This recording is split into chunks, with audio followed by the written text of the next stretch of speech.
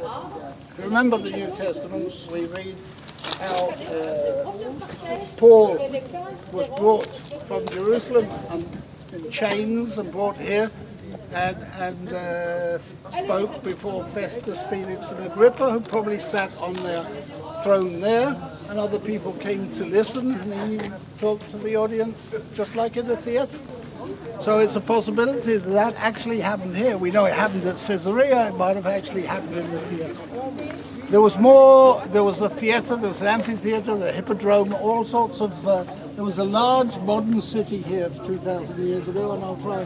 We'll go if we move very quickly. I'll show you the amphitheatres as well before we go back to the bus. So we remember when we set out the story this morning. We mentioned Cornelius, who went to look for Peter. Peter was in Joppa.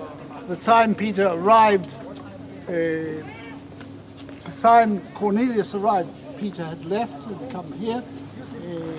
They told him you missed him. Go on to Caesarea, you'll find him there.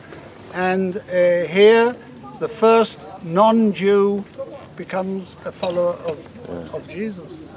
The significance of that is awesome, of course. All of a sudden, just remember that Jesus and the disciples were all Jewish. Yeah. And they were following the rabbi. They were following the teachings of a particular person. They whatever they did, they thought they were still Jewish. And now all of a sudden they allowed someone who was not Jewish, didn't profess to be Jewish in any way, he was a Roman soldier, into the fold.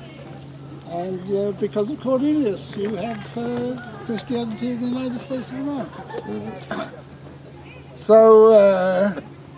So there's that, there's Peter, there's Paul, and there's the remains of an impressive city here, whereas 20, 30 years ago there was very little to see.